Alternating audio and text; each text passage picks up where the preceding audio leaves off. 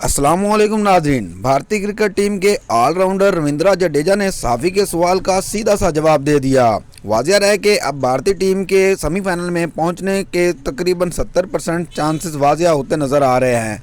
भारतीय टीम और अफ़गानिस्तान के दरमियान खेला जाने वाला मैच आपके सामने सोशल मीडिया पर टॉप ट्रेंड बना हुआ है कि ये मैच फिक्स था। अब अगर न्यूजीलैंड हार जाता है तो भारत तकरीबन 100% सेमीफाइनल में पहुंच जाएगी। तफसीलात के मुताबिक भारतीय क्रिकेट टीम के ऑलराउंडर रविंद्र जडेजा का कहना है कि न्यूजीलैंड अफगानिस्तान से मैच जीत गया तो बैग पैक करके घर चले जाएंगे। साफ़ी ने जडेजा से सवाल किया था कि अगर अफगानिस्तान के ख़िलाफ़ न्यूजीलैंड जीत गया तो भारतीय टीम का क्या होगा, तो रविंद्र जडेजा ने साफ जवाब दे दिया। वाज़िह रहे कि भारत को वर्ल्ड कप के सेमीफाइनल में रसाई के लिए अफगानिस्तान और न्यूजीलैंड के मैच का इंतज़ार करना होगा।